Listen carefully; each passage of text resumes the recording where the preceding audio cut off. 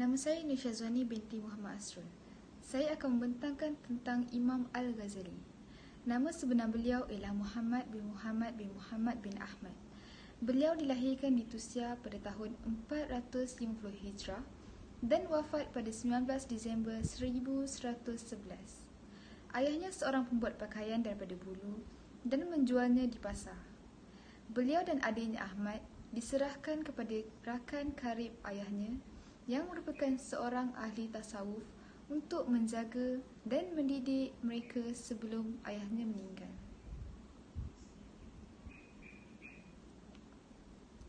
Imam Al-Ghazali telah mempelajari ilmu fiqh, ilmu mantik, ilmu falsafah dengan beberapa orang guru. Beliau juga pernah dilantik sebagai pensyarah utama sebuah universiti di kota Baghdad. Pada tahun 488 Hijrah, beliau telah mengerjakan haji. Seterusnya beliau pergi ke Syam dan mengunjungi Baitul Maqdis. Beliau telah mengarang sebuah kitab yang bernama Ihya Ulumuddin semasa menetap di Masjid Al-Umawi. Pendekatan Imam Al-Ghazali ialah ilmu falsafah. Terdapat aliran falsafah yang dikritik oleh beliau. Hal ini disebabkan oleh ahli-ahli falsafah mengutamakan akal apabila mencari kebenaran, terutama dalam masalah metafizik.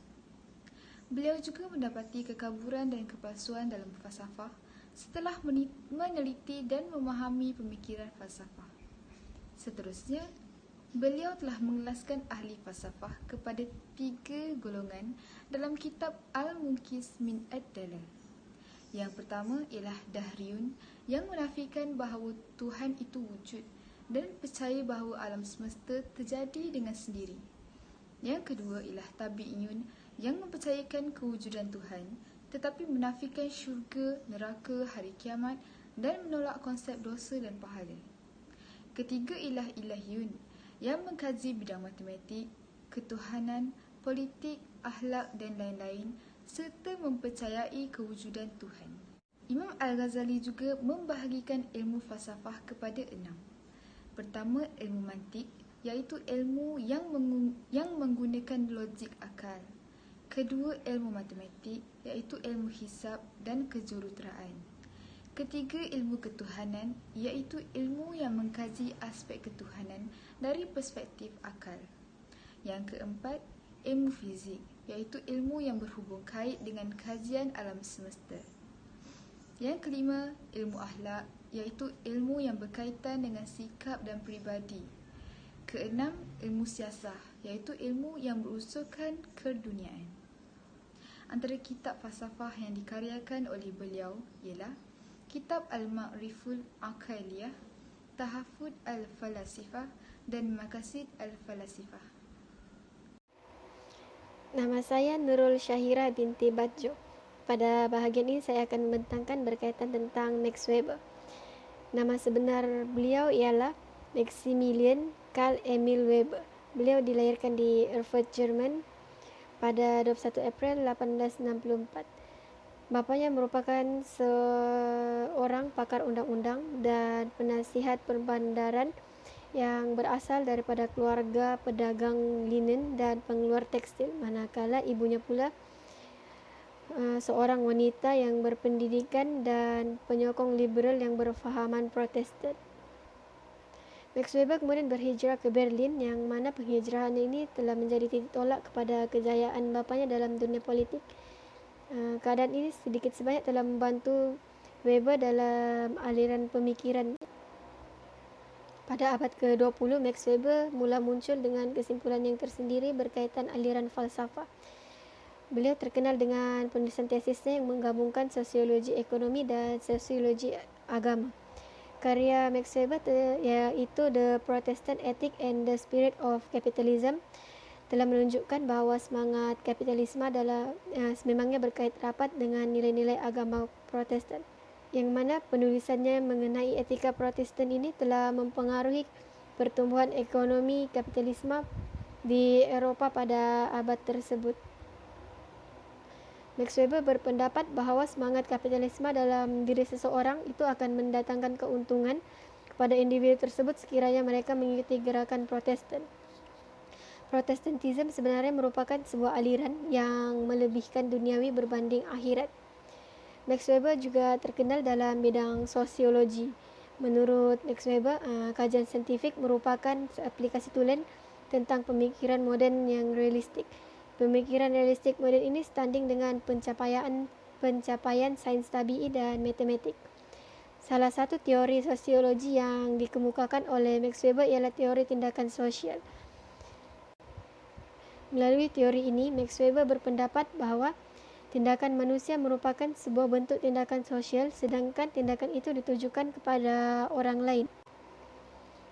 Tindakan manusia tidak dipengaruhi semata-mata oleh norma kehidupan dan nilai dalam diri seorang individu tersebut. Max Weber secara khusus telah mengklasifikasikan bahawa tindakan sosial memiliki 4 jenis makna yang subjektif, iaitu tindakan rasional instrumental, tindakan rasional nilai, tindakan efektif, dan tindakan tradisional. Sekian, terima kasih. Manakala, untuk pendekatan atau aliran falsafah yang pertama pula ialah aliran idealisme. Idealisme adalah satu aliran yang mengajarkan bahawa hakikat dunia fizikal hanya dapat difahami kaitannya dengan jiwa dan roh. Istilah idealisme diambil dari kata idea, iaitu sesuatu yang hadir dalam jiwa. Aliran ini merupakan aliran yang sangat penting dalam perkembangan sejarah pemikiran manusia. Aliran idealisme sebenarnya telah mula diperkenalkan oleh Plato pada abad ke-4 sebelum Masihi. Menurut Plato, alam idea itu merupakan kenyataan sebenarnya. Adapun alam nyata yang menempati ruang ini hanyalah berupa bayangan sahaja dari alam idea itu. Beliau turut memberikan sifat kerohanian dengan ajarannya yang mengajarkan alam idea sebagai satu tenaga yang berada dalam benda dan menjalankan pengaruhnya dalam benda tersebut. Melalui gagasan-gagasan dan pemikiran filosofis tersebut, akhirnya Plato dikenali sebagai bapa idealisme. Pandangan filosofis idealisme dapat dilihat pada cabang-cabang filsafat, iaitu ontologi, epistemologi dan aksiologi. Kajian yang pertama ialah kajian ontologi, iaitu realiti akal. George Knight mengemukakan bahawa realiti akal bagi idealisme adalah dunia penampakan yang dilihat dengan panca indera dan dunia realiti yang dilihat melalui kecerdasan akal fikiran. Kedua, kajian epistemologi, iaitu kebenaran sebagai idea dan gagasan. Menurut idealisme, proses untuk mengetahui dapat dilakukan dengan mengenal atau mengenang kembali idea-idea tersembunyi yang telah terbentuk dan telah ada di dalam fikiran manusia. Dengan mengenang kembali, manusia dapat menemukan idea-idea yang telah terdapat dalam fikiran yang dimiliki oleh seseorang. Kajian ketiga pula ialah aksiologi, iaitu nilai-nilai. Idealis berpendapat bahawa nilai dan etika adalah mutlak. Nilai dan etika sentiasa kekal kerana ia bukanlah ciptaan manusia. Sebaliknya adalah sebahagian daripada tabi'i alam ciptaan Tuhan. Kesemua nilai wujud dalam dunia ini adalah tetap dan merupakan idea hakiki Tuhan. Dengan mengajar nilai, manusia dapat hidup dengan lebih harmoni. Aliran idealisme mempunyai kelebihan dan kelemahannya yang tersendiri. Antara kelebihan aliran ini ialah berteraskan kesedaran, intelek dan sistem berfikir secara rasional dan logik untuk mengenal pasti apa yang benar. Selain itu, falsafah ini juga dapat meningkatkan daya pemikiran dari segi menghasilkan idea yang bernas dan boleh diterima pakai. Manakala kelemahan aliran ini pula ialah aliran ini menggunakan logik. Logik adalah alat untuk menentukan apa yang harus dilakukan dan tidak boleh digunakan pada setiap kali dalam semua situasi. Saya akan menerangkan tentang aliran positivisme. Aliran positivisme adalah dibawa oleh Auguste Comte. Auguste Comte merupakan anak adik kepada Saint-Simon yang membawa buah idea tentang aliran positivisme ini. Auguste Comte membesarkan lagi idea ini dalam bukunya, iaitu Sistem Bipolitik Positif. Beliau buku ini juga telah diterbitkan dalam 4 jilid dan dalam bukunya juga telah mengatakan yang positivisme ini adalah suatu doktrin dalam falsafah sains yang mengasaskan pengetahuan sebenar, dan pengetahuan sebenar itu adalah yang diperoleh hanya daripada panca indera. Dalam buku ini juga mengatakan fakta akan dianggap pengetahuan apabila dapat dibuktikan melalui panca indera juga. Auguste Comte pernah mengatakan yang manusia ini mempunyai 3 fasa, iaitu fasa yang pertama ialah teologi, metafizik dan sains ataupun renaissance ataupun positif.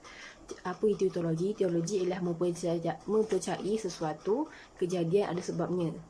Metafizik pula kejadian terjadi oleh sebab terdahulunya.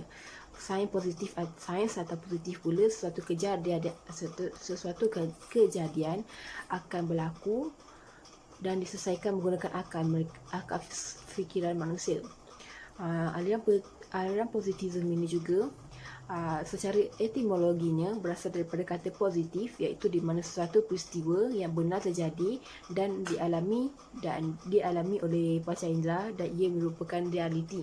Pada hakikatnya positivisme ini adalah ajaran sains sosial ataupun pandangan dunia yang menganggap masyarakat yang lebih baik boleh diwujudkan dengan mendekatkan diri kepada ilmu pengetahuan.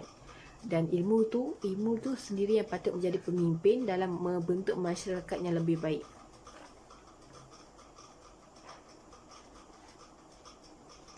Aliran positivisme ini mengagungkan akal dan panca indera manusia sebagai titik tolak kebenaran.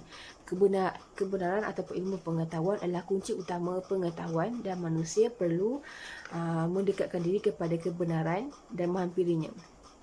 Dalam aliran positivisme ini juga menegaskan ilmu alam adalah sebagai satu-satunya ilmu yang pengetahuan dikatakan adalah pengetahuan yang benar dan menolak sesuatu yang berkaitan dengan metafizik.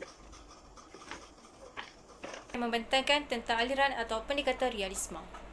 Definisi realisme. Istilah realia bermaksud barang atau perkara-perkara. Realisme pula bermaksud fahaman atau pemikiran tentang keadaan yang sebenar, cara berfikir dan kesenian yang terlalu berpegang kepada kebenaran yang nyata, jelas dan penyaksian panca indera.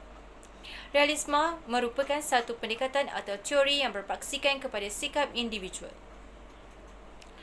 Selain itu, realisme ini diasaskan oleh Aristotle. Menurut Aristotle, setiap perkara atau benda yang wujud mempunyai matlamat dan tujuan yang tersendiri dikenali sebagai realisme. Realiti bagi realisme adalah saintifik, manakala konsep keseimbangan adalah teras kepada prinsip realisme.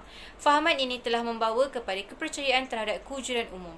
Metafizik realisme, dunia yang terdiri daripada entiti yang mempunyai ciri nyata, jelas dan kebendaan. Epistemologi realisme ialah manusia yang belajar melalui pengetahuan yang diperoleh daripada pengalaman dan emosi.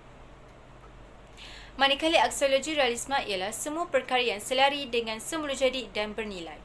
Realisme terbahagi kepada 2 jenis, iaitu realisme nasional dan realisme natural. Realisme nasional ialah kebendaan dan kerohanian yang telah dicipta. Ia sangat penting dan mempunyai perkaitan hubungan antara manusia dengan Tuhan. Realisme nasional ini terbahagi kepada 2 cabang, iaitu realisme klasik dan realisme agama. Seterusnya, realisme natural. Realisme natural ialah fahaman yang membawa pengikutnya ke arah pendidikan sekular. Pendidikan sekular ini ialah pendidikan yang mengikut sains dan ketegasan. Di samping itu, realisme merupakan aliran dalam ilmu pengetahuan.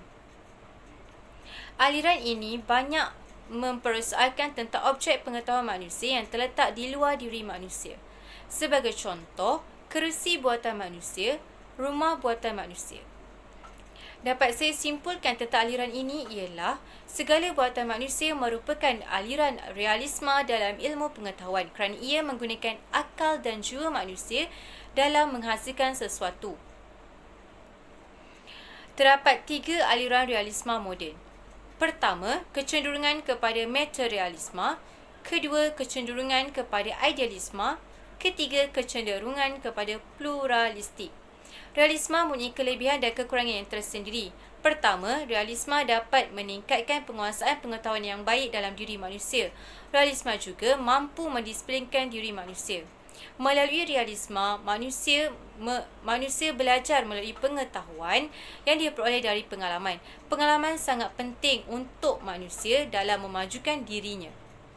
Kekurangan realisme pula ialah tingkat pendidikan yang rendah dan manusia mengalami kekeliruan terhadap imajinasinya yang tersendiri. Sekian, terima kasih.